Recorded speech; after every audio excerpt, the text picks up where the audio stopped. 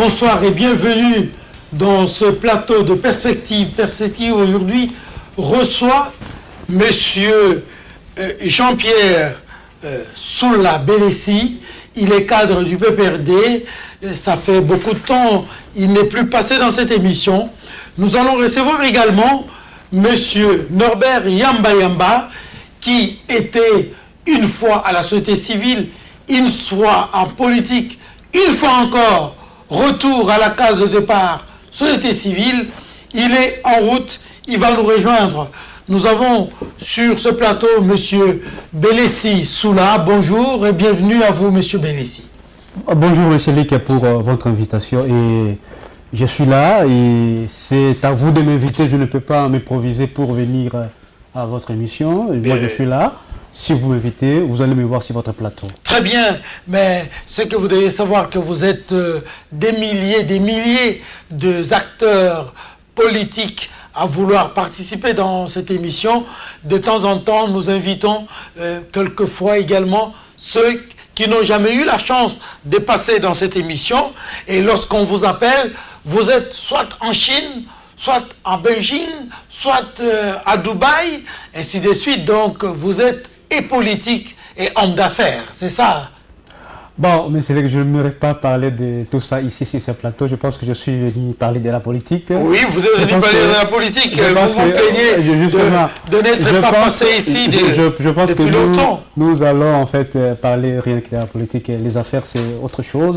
Je suis là pour justement répondre à des questions que vous allez me poser par rapport à la marche du pays. Exactement, par rapport à la politique, de quoi nous allons parler? Nous allons parler essentiellement du processus électoral. Vous savez que nous sommes à moins de 70 jours de la tenue des élections. Il y a la machine à voter qui, jusqu'à ce jour, ne met pas d'accord toutes les parties. Une partie est d'accord, c'est la partie de M. Belessi, qui est de la majorité présidentielle, je vous l'ai dit. Une autre partie n'est pas d'accord, celle de M. Norbert Yamba et une certaine proportion de la société civile également, de la société savante. Et puis, nous allons parler également de cette atmosphère qui n'est pas du tout à encourager, qui est en train de prendre corps dans notre pays. Vous le savez, dans la soirée d'hier, la maison de M. André Alain Atundu Liongo avait été victime de 3 grenades.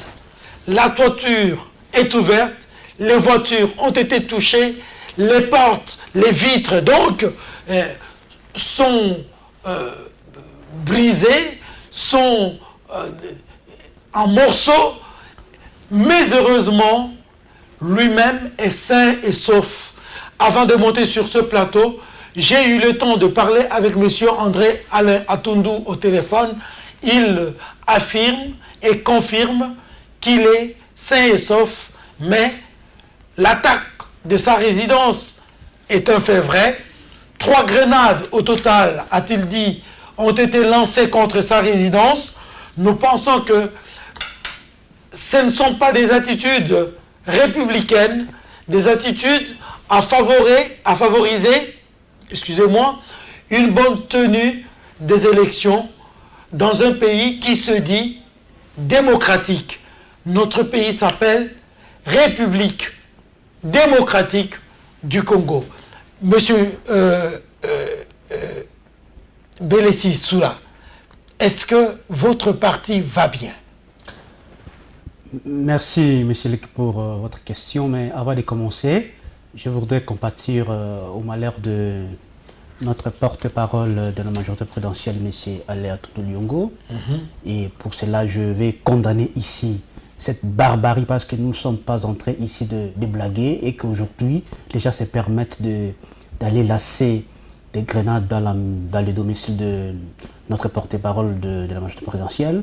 Je pense que c'est une attitude que nous devons tous condamner parce que, vous l'avez dit, M. Lick, nous sommes dans un État démocratique.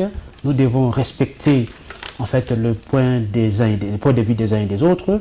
Ça n'a rien à voir aujourd'hui qu'on se permet d'aller attaquer jusqu'à lancer des grenades dans les domiciles de notre porte-parole. Je l'ai dit encore, je compatis au malheur de notre porte-parole. Et c'est là où je dis que le PPRD, comme vous avez posé la question, le PPRD va très bien. Nous sommes en train, évidemment, de nous préparer pour affronter ces élections du 23 décembre. La santé du PPRD va de plus en plus mieux parce que, vous le savez, nous nous préparons depuis longtemps pour affronter ces élections. Ne déplaise à ceux qui ne croyaient pas à ces processus, parce que nous croyons depuis longtemps qu'évidemment les élections vont se tenir le 23 décembre. Et nous travaillons sur base du calendrier de la CENI qui a été publié justement. Et les PPRD, je l'espère bien, va rapporter au lendemain ces élections. Parce qu'il y a depuis longtemps que nous commencions à préparer ces élections. Et je vous confirme que nous sommes prêts pour affronter ces élections du 23 décembre. D'accord. Alors, quand nous parlons du processus électoral, nous commençons par ce malheur qui s'est abattu sur M.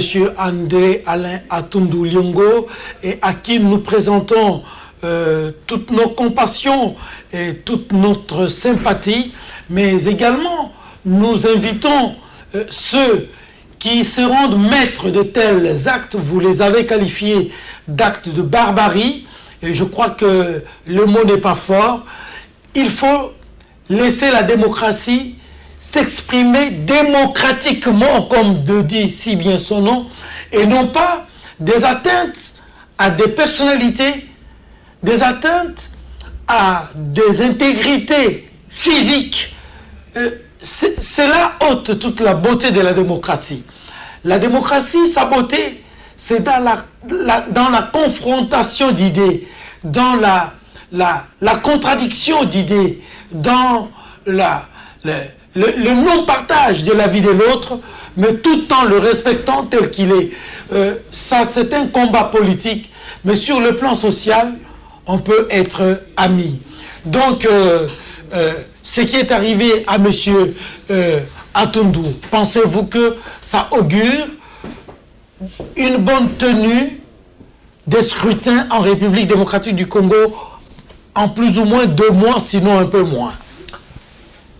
Non, M. Lek, parce que, comme je vous ai dit, si aujourd'hui les gens se permettent justement d'arriver à ces niveaux-là de barbarie, je pense que ça nous inquiète parce que je vous ai dit, M. Lek, que l'opposition congolaise n'a jamais été prête pour aller aux élections.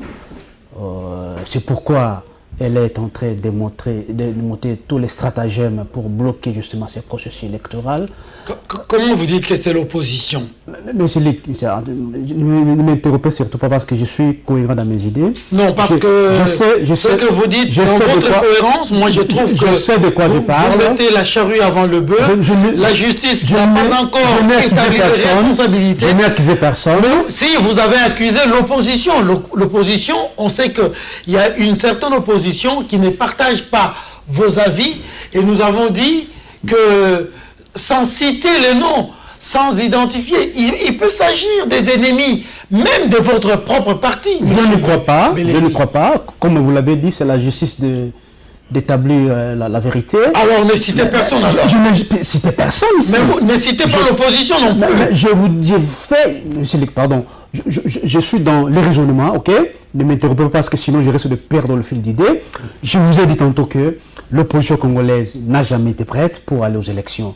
Vous avez posé la question de savoir le climat politique actuellement. C'est pourquoi je vous dis, parce qu'aujourd'hui, l'opposition est en train de distiller, n'est-ce pas, un mensonge grossier qui consiste justement à vouloir, en fait, bloquer les procès électoraux. C'est pourquoi je vous dis qu'elle n'a jamais été prête, ok?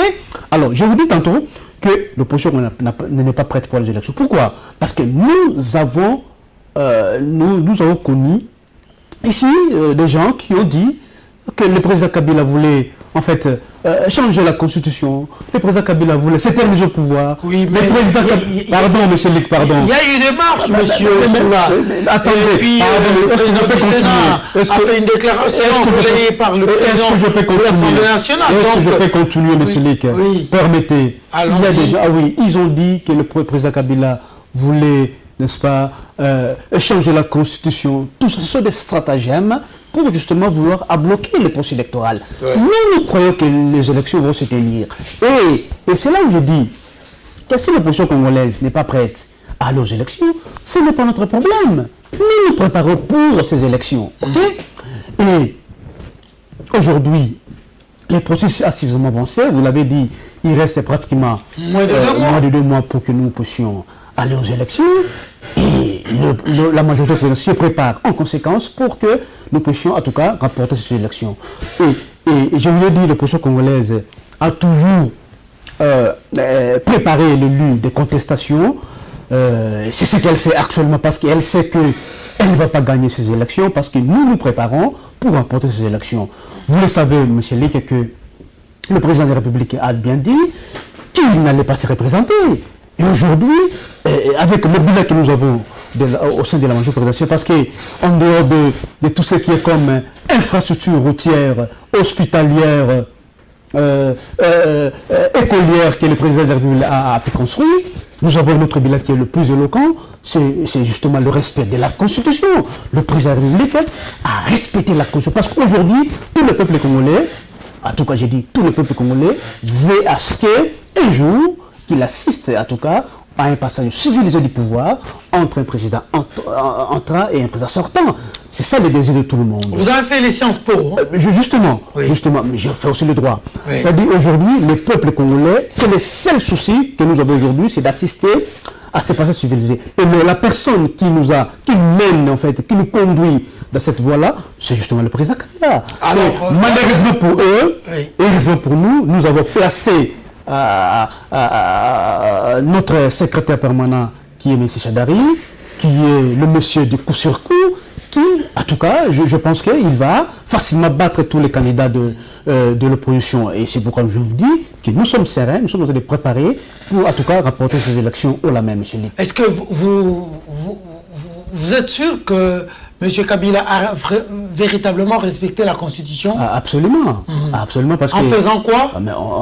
En ne briguant pas un troisième mandat, comme dit la Constitution.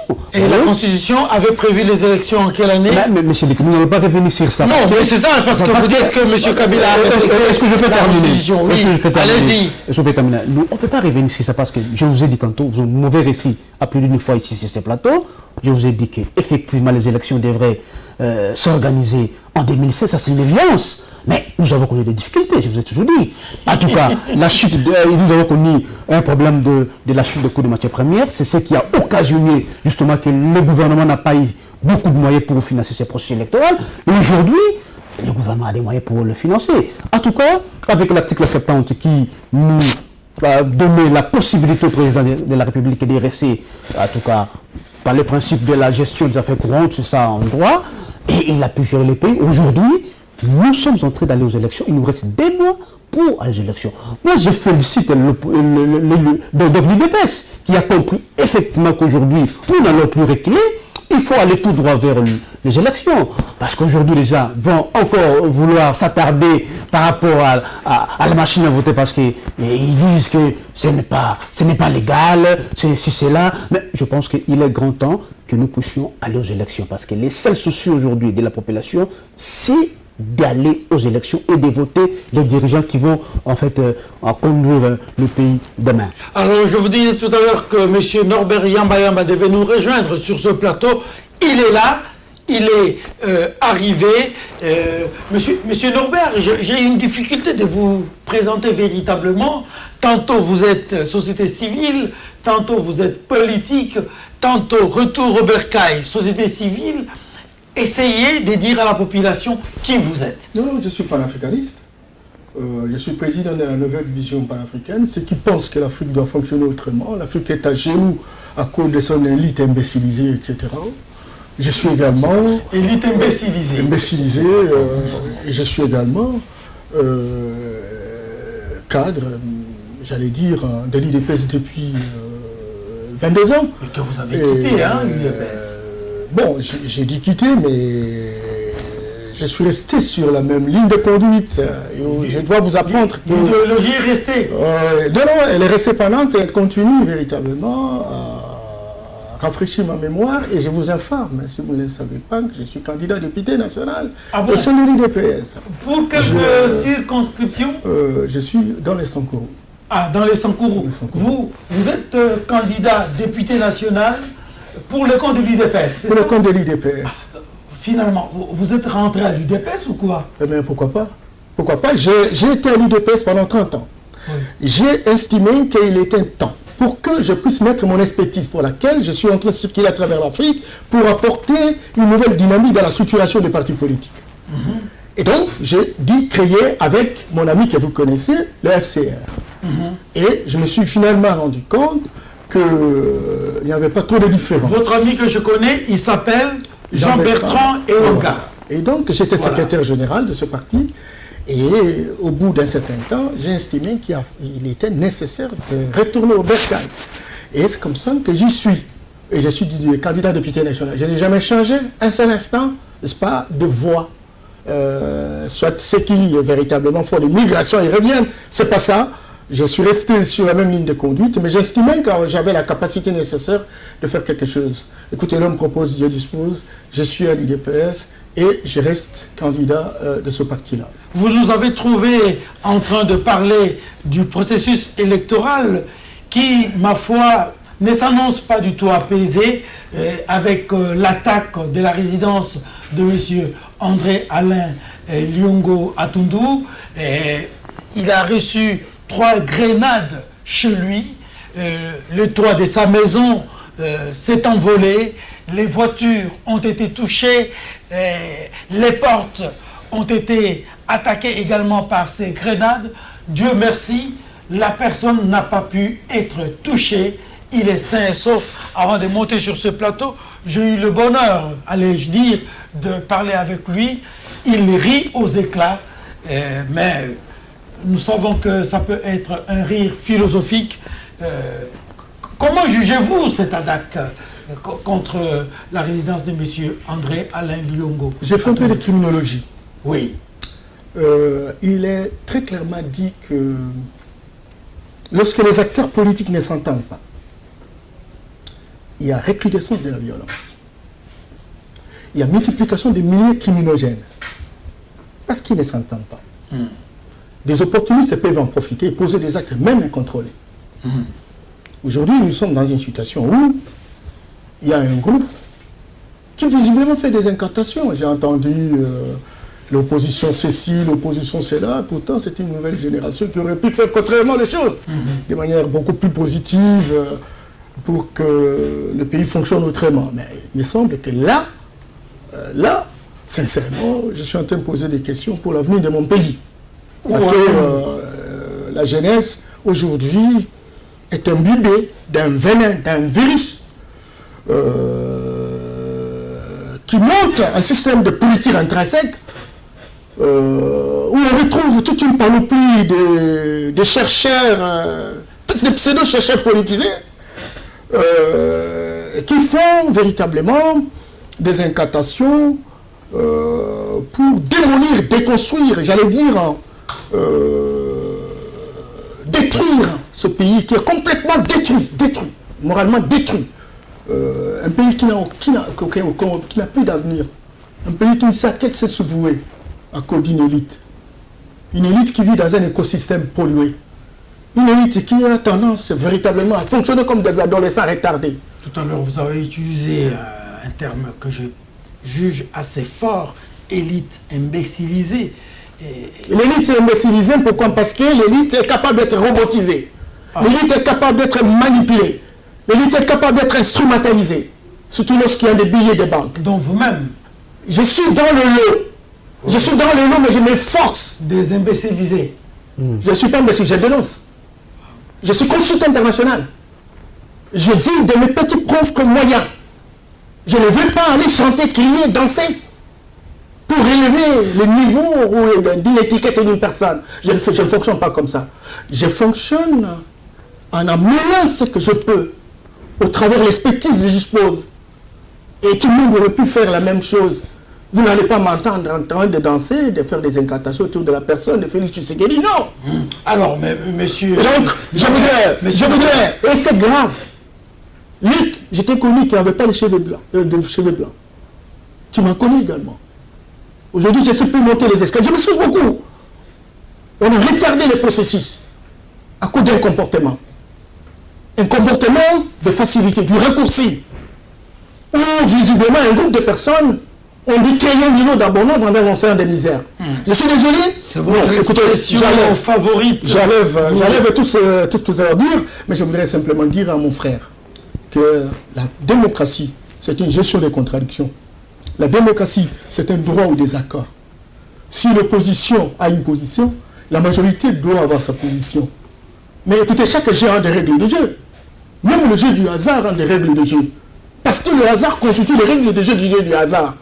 Vous jouez le foot et vous venez jouer le remis. Et vous dites non, venez, on va vous gagner. Entre-temps, on dit, mais écoutez, les règles de jeu, c'est le foot. Toi, tu utilises le rugby pour montrer votre force à cause de forces conventionnelles. C'est pas correct. Et vous dites, non, allons aux élections, nous allons gagner. Mais arrêtez de conneries. Comment pouvez-vous gagner au moment où les règles de jeu ne sont pas clairement définies? Vous avez posé une question pertinente. La Constitution a été respectée ou pas respectée? Il est dans l'article 70. Attention, l'article 70 voudrait qu'il y ait le président de la République s'en va lorsque il y a un autre président élu. Ce n'est pas un président à élire. Ce n'est pas un président à élire. Il est juriste, il est politologue. Il semble qu'il a double expertise. Donc, je voudrais simplement, et là je termine, par rapport à ce qui se dit, vous avez un bon bilan, etc. etc. Écoutez, en gestion macroéconomique, il y a ce qu'on appelle le résultat. Et le résultat s'applique à 3 niveaux. Il y a ce qu'on appelle les extras, les effets et l'impact. Vous pouvez avoir un résultat, mais ce qui n'est réalisé, ce n'est pas un résultat. Vous avez par exemple 350 km, il faut aller à Matadi. Mais vous réalisez 3 km. Vous avez réalisé 3 km, mais ce n'est pas le résultat de réaliser 350 km. Et puis non, les routes. Attention. Le débat est fondamentalement intellectuel. Je me suis beaucoup, vous m'avez appelé, je ne connais pas le gars, mais je sais que c'est un intellectuel, c'est un cadre du parti pour la reconstruction. Il faut arrêter ce concept. Et donc, il a parlé des routes. Nous avons 145 000 km de routes dans notre pays. Il faut aller voir. Hein. Au niveau des TP, etc., vous allez voir les résultats. On n'est pas allé au-delà de 2 000-3 000 km. Et nous avons 88 000 km de routes de dessertes agricoles. On n'a pas dépassé 2 000 km. Ce sont les talitages, ce n'est même pas la macadamisation. Voyez, vous avez parlé de 1000 écoles par an. Vous savez, on n'est même pas allé au-delà de 5 ans, parce que sur le budget de 2012 à 2016, on n'a même pas atteint 500 écoles, s'il vous plaît. Vous avez parlé la construction d'une zone de santé par territoire. On n'est pas allé au-delà de 10. Encore que ce sont des aménagements, des réflexions, etc. Aujourd'hui, le taux de déperdition scolaire est de 75%. Les enseignants n'ont pas l'argent. Vous avez parlé longuement ici, hein. Je vous ai trouvé en train de parler. Oui, c'était sa première il faut arrêter ces choses-là. Coup-sur-coup, ce sont des choses vraiment des enfants, quoi. C'est quoi ce que ça vient faire dans une discussion intellectuelle? D'un pays, coup-sur-coup, ça veut dire quoi? Dis, mais écoutez, on l'attend, c'est à la chanson, quoi. Il faut arrêter ça. Le pays est en difficulté. Nous sommes en train de traverser une zone de turbulence. Nous avons besoin d'une élite qui ont la puissance de la connaissance, qui ont la puissance du savoir, qui ont des alternatives innovantes, qui savent bouger le pays, déplacer les montagnes.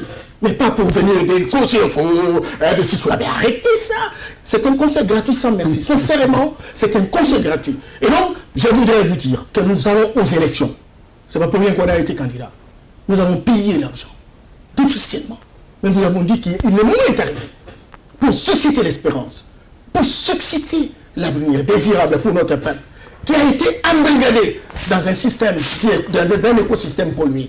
Oui, nous allons aux élections, mais il faut avoir des élections justes, démocratiques, transparentes, apaisées, dont les règles de jeu sont clairement définies. C'est ça ce qu'on vous demande. Alors tout à l'heure, quand on parlait de M. André-Alain Atundu, attaqué 3 grenades chez lui, M. Jean-Pierre Soula Belessi a dit, entre les lignes, hein, j'ai le repris, que ce serait l'œuvre de l'opposition. Eh bien, arrêtez les conneries, quoi, des mots de bas étage. Quelle opposition qui a des forces conventionnelles? Pourquoi les gens se maintiennent au pouvoir aujourd'hui? Simplement parce qu'ils estiment qu'ils ont une force. Je vous ai dit que j'ai fait la criminologie.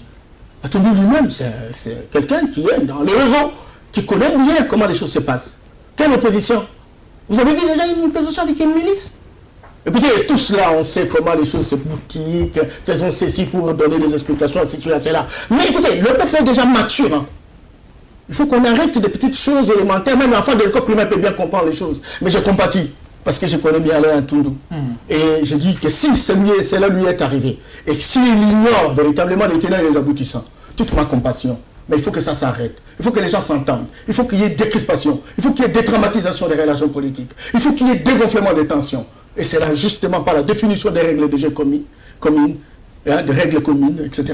Et c'est là qui va permettre véritablement de réduire la méfiance et de construire la confiance. Et c'est cette confiance que notre peuple attend. Parce qu'il y a beaucoup de défis dans ce pays. Le Congo est à genoux. Parmi les 5 régions, je termine, de l'Afrique aujourd'hui. Tout le monde est debout, sauf le Congo à genoux. Avec 40 milliards de dollars. Ils disent qu'ils ont de grandes performances. Et le Congo aujourd'hui a un cobalt. 1 300 000 tonnes. Avec 100 000 dollars la tonne. Et le budget ne change pas. Arrêtez! Arrêtez! Qu'est-ce qu'on va nous dire? Nous, écoutez, soyons sérieux, que les intellectuels fonctionnent. Parce qu'en réalité, je commence à constater qu'il y a trop d'abrutis fondationnels. Oui, donc, des illettrés qui se déclarent intellectuels. Non, j'allais dire des instruits. Parce qu'il y a une chose, c'est d'avoir un diplôme. Et une autre chose, c'est d'être intellectuel. La capacité de réfléchir pour donner des alternatives qui permettent à la société d'avancer. Ça, je suis en train de me poser des questions, s'il y en a beaucoup. Mais oui, bon, il y a des gens qui se cachent. Hein. Mais toutes les déclarations catatoires, avec des coups de gueule mégaphonés, des déclarations martiales, des coups de menton dont on assiste, je suis désolé. Ah bon. Ah d'accord, vous allez continuer, monsieur Norbert Yamba et monsieur Jean-Pierre Soula. Vous voyez, monsieur Yamba balaye d'un coup de main comme ça tout ce que vous avez argué ici comme étant des atouts pour votre représentativité et votre victoire finale, lui trouve que vous n'avez pas fait grand-chose. Mais quand cela ne tienne, l'expulsion des Congolais d'Angola. L'ambassade d'Angola dit que il y a eu dramatisation et la République démocratique du Congo est en train d'exploiter cette histoire d'expulsion des Congolais pour détériorer davantage les relations entre les deux pays et qui dit qu'il n'y a pas eu barbarie, agression et tout ça. Et l'ambassadeur de la République démocratique du Congo en Angola a été, j'allais dire, convoqué et on lui a expliqué les choses. Il serait sorti convaincu. Alors, est-ce que vous croyez véritablement que cette expulsion des Congolais d'Angola s'est faite d'une manière barbare, d'une manière non réglementaire, et que la République démocratique du Congo, au nom de la réciprocité, peut se prévaloir de ce principe pour rendre à l'Angola ce qu'il lui faut? Monsieur Lek, je vous dis merci, mais avant de répondre à votre question, je vais un tout petit peu faire un petit pas en arrière pour... Très rapidement, parce que le temps n'est pas notre allié. Nous ne sommes pas entrés ici de faire le bilan. Si vous voulez qu'on fasse une émission bilan, moi je suis prêt, ok? Aussi, je suis prêt. Mais justement, parce qu'en fait... Si appelez-nous la semaine prochaine, on dit. Justement, si vous voulez qu'on fasse une émission complètement dédiée au bilan du président, moi je suis prêt pour répondre à cette question-là, ok? Et je vous dis que nous avons un bilan que nous devons présenter devant le peuple congolais. Le bilan peut être positif ou négatif. Pardon, s'il vous plaît. Allez-y, tout le respect. Allez-y. En fait, nous avons un bilan, ce n'est pas d'une manière hasardeuse que je le dis, parce que je sais de quoi je parle, ok? Nous avons un bilan, et le peuple congolais n'est pas dupe, il voit, ok? Parce qu'aujourd'hui, tout le monde parle, on oublie vite, monsieur Leke. Ouais. Où étions-nous en 2001? Où étions-nous en 2006? N'est-ce pas? Qu'est-ce que nous avons trouvé comme infrastructure dans ce pays? Qu'est-ce qu'on a trouvé comme hôpitaux dans ce pays? Qu'est-ce qu'on a trouvé comme école dans ce pays? Donc les gens oublient vite, en fait. Et le plus grand bilan du président de la République, c'est la restauration de l'État, de l'État, parce qu'en fait, nous étions un État en faillite. Ça veut dire que les Congos allaient disparaître. Aujourd'hui, nous parlons... Donc aujourd'hui, comme disait le président l'autre fois, aujourd'hui, nous parlons un pays debout. Juste aujourd'hui, nous parlons parce qu'aujourd'hui, le Congo garde ses frontières jusque-là. Parce que nous étions un État presque à sa disparition. Il faut qu'on se le dise. Aujourd'hui, M. Yamba est en train de se taper la bataille pour dire que le président de la République n'a rien fait, c'est là, mais aujourd'hui il parle en toute Ne me liberté. mettez pas dans le langage de flic. Moi, je n'ai pas dit le président de la République, j'ai parlé des institutions. Mais justement, mais Vous, c'est pas un problème. vous, le programme de société, c'est le président. Moi, le président, je vais continuer. Non, mais il ne faut pas insinuer de cette manière. Est-ce que je peux continuer? Vous avez Vous avez parlé, allez-y. Monsieur le vous devez me protéger. Allez-y, je protège tout le monde sur ce plateau. Alors, je n'aimerais pas entrer dans ce sujet-là parce que si on veut organiser une émission, monsieur Luc, faites-le. L'émission sur le bilan, je vous rassure, ça viendra un jour. Justement, Ça vient bientôt. Je suis prêt. Et lorsqu'il dit par exemple que les règles du jeu ne sont pas respectées, monsieur Luc, mais quelles sont les règles du jeu? Mais la CENI, elle est là, et c'est elle qui est l'institution qui nous amène aux élections. C'est elle qui nous a amené la machine à voter. Pourquoi je le dis? Parce qu'aujourd'hui, l'opposition ne veut pas cette machine-là. Est-ce qu'elle est légale, la machine-là? Est-ce que la loi a prévu? Et c'est quel type de vote on doit avoir si jamais on utilisait la machine à voter? Vous avez dit à voter. Voter. Monsieur Luc, il faut le savoir que lorsqu'il y a eu le dialogue de la CCLS, il y a eu des recommandations qui ont été faites à la CENI. Je vous ai dit tantôt ici que notamment la SECO avait en tout cas demandé à ce que la CENI puisse rationaliser les processus électoraux, parce que en fait, les élections coûtent cher, ça c'est une évidence. Il faut rationaliser les processus électoraux. Et de toute façon, monsieur Luc, nous allons voter manuellement. C'est bon des communications. Parce que les quotas seront manuels, La machine à voter n'a rien à voir du système électronique comme on veut le faire passer ici. Lorsque on vote, à la fin du vote, nous allons compter le bulletin, n'est-ce pas, manuellement. À la seule différence, c'est qu'on a diminué le volume du bulletin de vote et qu'on ne peut pas aujourd'hui avoir un bulletin de vote qui soit comme usable. Non, c'est la moindre des choses. Mais je reviens, monsieur Liké, par rapport à la question que vous avez posée. Non. D'abord un peu d'éclaircissement. Et le fonctionnement de cette machine que vous appelez à voter. Vous dites à voter. Bien sûr. Les autres disent autre chose. Alors, est-ce que cette fonctionnalité de la machine à voter est manuelle ou est électronique? Monsieur Lick, elle est... Je dis la fonctionnalité, elle est manuelle. La fonctionnalité? Bien sûr. Ça n'a rien. Parce qu'en fait, qu'est-ce qu'est un vote électronique? Alors quand vous votez, on dit à voter. C'est manuel. La machine nous sert tout simplement à imprimer le bulletin de vote. Après avoir imprimé le bulletin, vous allez amener votre bulletin de vote. Monsieur Bénessi, est-ce que la loi a prévu cette machine-là? Monsieur Luc, je vous ai dit ici que la SECO avait donné des recommandations à la CENI. Non, vous répondez sur la SECO. Moi, je parle de la loi. C'est-à-dire, les législateurs vous faire croire que tout ce qui est comme matériel qui utilise la CENI doit être mis dans la loi. C'est ce que vous voulez nous faire croire? Mais non! Tous les matériels ne doivent pas être inclus dans la loi, non. Il y a des matériels qui sont des matériels lourds qui ne peuvent pas être en fait inclus dans la loi, notamment la machine. Parce que vous savez que la CENI elle est indépendante. Si aujourd'hui nous avons en fait envoyé des délégués au sein de cette CENI, c'est pour recréer la confiance, parce qu'aujourd'hui, aujourd'hui, il y a une crise de confiance dans la classe politique.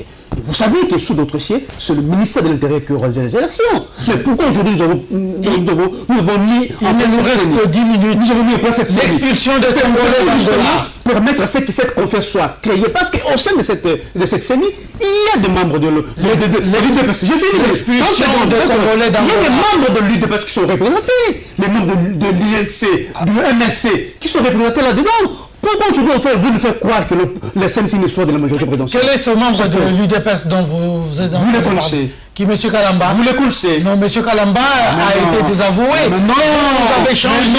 Vous avez changé votre représentant à la CENI. Il y a des grands partis. Quand l'UDPS a changé, vous refusez. Il y a des grands partis, qui sont représentés au sein de cette CENI, justement pour créer cette confiance que nous n'avons pas dans la classe politique. Je reviens à la question, M. Liké. Oui, en fait, la manière dont l'Angola, parce que je voudrais quand même parler, ne fût-ce que pendant une minute, la manière dont l'Angola a expulsé nos compatriotes, c'est inhumain de cette manière-là. On ne peut pas expulser les gens de cette manière. Et surtout que l'Angola ne nous a pas informés. La moindre des choses, bien sûr. En juriste que vous êtes, que devrait faire... Mais les mécanismes régionaux sont là, n'est-ce pas? Avant d'expulser les ressortissants de notre État, il faut d'office informer l'État qui doit recevoir la population. Malheureusement, l'Angola n'a pas fait cette... Mais c'est cela où je dis, trop c'est trop, avec cette manière-là de vouloir minimiser, soit dénigrer le peuple congolais. Je pense que cette fois-ci, le gouvernement congolais va répliquer et d'une manière forte, vous allez voir. Voilà, monsieur Yamayama, les Congolais expulsés d'Angola. Et l'Angola dit, nous expulsons non pas seulement des Congolais, mais tout étranger qui se trouve en territoire angolais et qui se livre à des activités d'exploitation illégale des ressources minières. Et l'Angola n'a-t-il pas le droit d'expulser les Congolais qu'il juge illégaux sur son territoire? Non, je voudrais présenter à M. Jean-Pierre. Oui, Bélessé, hein? Bélessi. Toutes mes excuses, c'est mon frère. Oui. Nous n'avons que ce pays, nous avons 5 comme village, comme église. Et parfois, quand on hausse les tons, ce n'est pas parce qu'il y a un désamour, c'est bien au contraire. Surtout quand je suis en face des gens de votre génération, des gens intelligents, qui peuvent faire des choses, qui peuvent même révolutionner les choses à l'intérieur même de la maison, etc. Je voudrais que vous ayez ce charisme-là, cette capacité-là de dire ici ça va, ici ça ne marche pas, et ça va nous amener loin. Ça, c'est la première chose. Deuxième chose, je voudrais également dire que Jean-Pierre, lorsque vous voulez faire une analyse évaluative de la performance, n'est-ce pas, du gouvernement, il faut le faire sur l'ensemble du territoire national. Nous avons 25 provinces plus la ville de Kinshasa, 26. Nous avons 1435 entités territoriales décentralisées où on a des responsables. Jean-Pierre, peut-être que ça fait longtemps que vous êtes à l'intérieur, vous êtes allé à l'intérieur. Mais moi, de par mon job, je suis tout le temps dans les provinces, dans les agglomérations stratégiques. Il n'y a pas quelque chose qui s'est fait là-bas. Il y a beaucoup de défis à résoudre, des choses qui ont été réalisées. Et donc, si on vous donne la possibilité, surtout que vous avez des avions, vous êtes capable de vous rendre compte, que les choses n'ont pas marché et vous avez intérêt à dire non à des incantations. Troisième chose, vous avez parlé, c'est pas de l'indépendance de la CNI. La CNI est une institution publique. Cette institution a été sanctionnée par une ordonnance présidentielle, mais qui lui a donné des prérogatives, qui lui a donné des attributions. Et vous l'avez dit, hein, c'est le ministère qui organise les élections. Ouais. Parce qu'il y a défaut de confiance entre les acteurs. Absolument. Et donc, il fallait un organisme qui, en réalité, n'a sa force que lorsqu'il elle se met à la place des différentes parties prenantes, à l'écoute, pour savoir que pense l'opposition, que pense la majorité, comment nous faisons pour recentrer véritablement les différentes thèses, de manière à décrisper la situation, de manière à dédramatiser. Quand la CNI fait fi et pose une problématique qui frise un orgueil démesuré à cause d'une concordance d'alliance stratégique avec un groupe, ça devient un danger public. Je voudrais également dire que par rapport à cette question d'Angola, vous réfléchissez, vous êtes content de votre performance. Oubliez que vous habitez, et même si vous êtes, parce que tout le monde a migré vers les grands centres urbains, etc. J'allais dire même à la Gombe, ma campagne, parce que c'est là votre terrain de prédilection. Mais quand vous allez à Kimbanseke, je m'excuse beaucoup, quand vous allez à Kimbanseke, vous allez à Barubu. Il ne nous reste que 5 minutes. Et donc, vous allez trouver des hommes et des femmes. Non seulement ils mangent sous base d'un délestage, ils n'ont pas d'électricité. Dans la ville de Kinshasa, ils n'ont pas l'eau. Aujourd'hui, un pays qui a une capacité de 100 000 mégawatts ne fonctionne que sous base de 1000 mégawatts, 1401 mégawatts. Un petit pays comme, j'allais dire un pays comme l'Éthiopie, 6 000 MW, mais c'est desservir l'électricité sur tout le monde, avec des mécanismes de mise en place d'un système solaire, d'un système éolien, d'un système photovoltaïque. Donc, je voudrais simplement dire sincèrement que si nos enfants doivent quitter le Congo, doivent migrer, c'est à cause de l'enfer. C'est à cause du terrorisme d'État. L'État est devenu contre son envoi. Je m'excuse beaucoup. Je m'excuse beaucoup. L'État est devenu, n'est pas préoccupé, n'est-ce pas, de son peuple. Vous savez, aujourd'hui, parce que par réciprocité, on dit non, nous allons faire. Donc on ne peut pas anticiper qu'il y a des étrangers qui sont ici et qui travaillent et qui gagnent, qui maximisent leurs intérêts au détriment des Congolais. Combien de sociétés qui sont fonctionnelles ici, qui engagent les Congolais, avec 50 $, 20 $? Combien de sociétés qui sont fonctionnelles, qui sont derrière les généraux, les officiers d'armée, etc., les ministres, où beaucoup de gens sont actionnaires? Est-ce qu'on se posait la question combien ils donnent? Quelle est la tension salariale? Toutes ces questions questionnantes posent la problématique de migration. Alors l'Angola, c'est un pays organisé. Aujourd'hui, vous savez, l'Angola, c'est tout parmi les 10 pays nantis d'Afrique. Le grand pays riches, les pays qui sont en train de se développer, qui sont en train de s'organiser. Et la loi, il existe de loi. Écoutez, quand quelqu'un veut vivre de chez vous, je compatis avec la situation en aide de mes frères et sœurs. J'ai vu dans les réseaux sociaux ce qui se passe. J'ai horreur. J'ai pleuré toute la journée. L'Angola dit que beaucoup d'images sur les réseaux sociaux. L'Angola a droit. L'Angola a droit de faire respecter ses frontières. L'Angola a le droit de se faire respecter ses terrains où on exploite, etc. Et il peut poser des actes qui relèvent véritablement de ses compétences régaliennes. Mais nous devons nous poser la question, pourquoi tous ces gens-là vont là? Est-ce que c'est un dégât de moins? Ou c'est une opportunité pour qu'effectivement, il y ait des revendications et que bon, tous ces gens-là, ils peuvent mourir, ça fait l'occasion, etc., que certaines personnes soient contentes. Donc, moi, personnellement, j'aimerais que, oui, l'Angola a posé, il a dit qu'il a fait, c'est une mesure impersonnelle qui est adressée à tous les étrangers. Aujourd'hui, plus que jamais, mettez en place. Hier, on disait non, on n'a pas l'argent, et vous l'avez reconnu. Aujourd'hui, il y a un bon minier. Le budget est allé à combien? Nous étions à 4 milliards de dollars. Le budget qu'on a présenté sur 2018, c'est combien? Et nous avions, hier, c'était combien les tonnes qui ont été produites? Oui. Et donc, tout cela pose la problématique de l'importance de l'élite et de sa capacité de trouver des solutions et la désespérance d'un peuple par rapport à la vision et aux ambitions de l'élite politique qui est fondamentalement imbécilisée, instrumentalisée à soi et qui est en tendance justement à vouloir vivre de lui au détriment de tout un peuple. Alors, je vais vous poser une dernière question. Ça sera votre dernière prise de parole. Mais dans l'entretemps, je demande à M.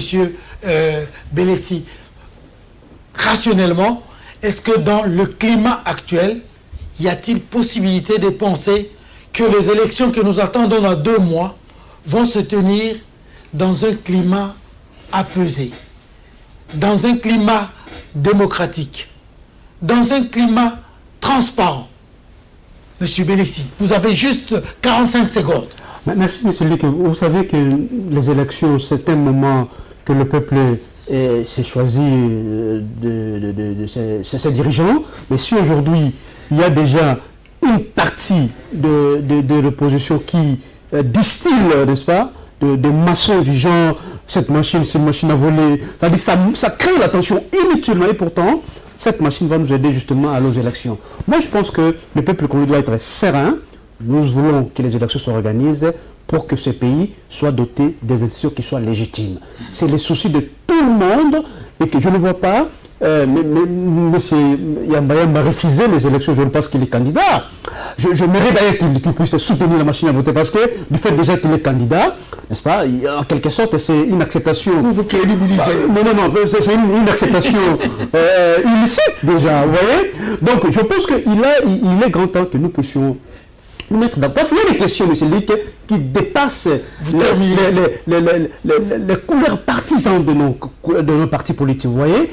Et je pense qu'il est grand temps que nous puissions parler le même langage, et qu'aujourd'hui nous puissions aller aux élections, véritablement des élections qui soient, vous l'avez dit, transparentes et apaisées. Et c'est là où j'appelle à nos amis de l'opposition de ne pas jouer avec le fait du genre, cette machine à voter, à voler, ceci, cela. Mais non, nous sommes prêts pour les élections.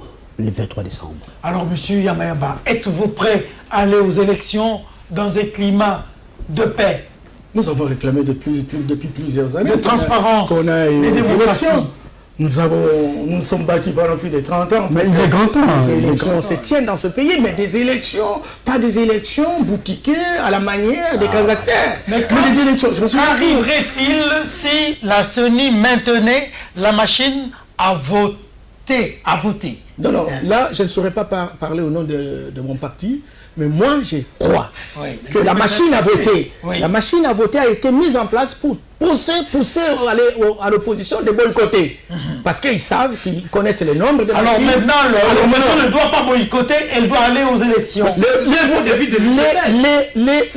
L'opposition, en tout cas, ça c'est ma vision, boycotter, c'est donner la possibilité c'est pas à ces gens de tout renfler et de continuer parce qu'ils ne se gênent même pas. Parce que le ridicule ne tue pas. Et donc, maintenant, qu'est-ce qu'il faut faire? Il reste 2 mois. Moi, je m'offre en tant qu'expert sur la question. On peut monter des stratégies agissantes qui leur permettent de quadriller tous les bureaux de vote. Il y en aura plus de 90 000. Le comité laïque catholique dit qu'il va initier d'autres manifestations pour dire non à la machine à voter. Est-ce que ça sert à quelque chose encore? Bon, parce que le doute persiste étant donné qu'il n'y a pas de changement. Et regardez le comportement du président de la CNI. Vous savez, l'ego doit être au service de la société. Mais quand vous voulez que la société soit au service de l'ego, c'est un danger public. Très bien. Donc, la CNI ne rassure personne. Vous voyez, l'UDPS, avec son cas, c'est quelqu'un qui a été placé là-bas pour son compte. Aujourd'hui, il a été pris, il a été emporté. Vous êtes le spécialiste à la question. Vous êtes spécialiste à la matière. Mais non. Écoutez, de l'autre nationalité sont.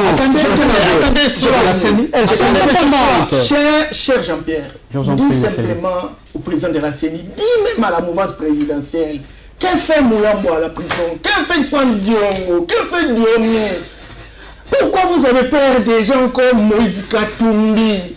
Pourquoi vous ne pouvez pas accepter que le jeu se joue franchement et que nous avions qui gagne? C'est notre pays, Jean-Pierre. L'Afrique est en train de nous poser la question, Congo, vous êtes à genoux. On peut faire de l'Est à l'Ouest comment? On peut aller du Nord aussi du comment? Parce que le Congo est à genoux. Faites quelque chose, que tout le monde soit là. Très bien, monsieur Norbert Yamba. Je vous remercie de tout cœur, monsieur Jean-Pierre Bélessi Soula. À vous également, monsieur Yamayamba. Je vous remercie également. Et nous redisons notre sympathie et notre compassion à monsieur Alain André Atundu Liongo pour ce qui lui est arrivé. Nous osons croire que cela ne va plus se répéter chez un autre acteur politique, qu'il soit de l'opposition ou de la majorité présidentielle. L'émission est terminée. Saluez-vous. Merci, moi j'aime ça. Monsieur le bouffe. Ma mère. Merci. Ma mère. Merci. À toutes et à tous, merci beaucoup de nous avoir accordé de votre temps pour regarder ce débat, cette discussion entre d'un côté un représentant de la majorité présidentielle, de l'autre côté un représentant de l'opposition populaire, c'est ça? De l'opposition tout court. De l'opposition, la vraie, pas celle qui est imbécilisée. De la vraie opposition, non pas, comme dit-il, celle qui est imbécilisée, comme certaines élites de notre pays. Et tous mes remerciements à toute l'équipe technique qui nous a permis de parvenir jusqu'à vous. Au revoir et à bientôt. N'oubliez pas la rediffusion ce mardi à partir de 11h. Au revoir.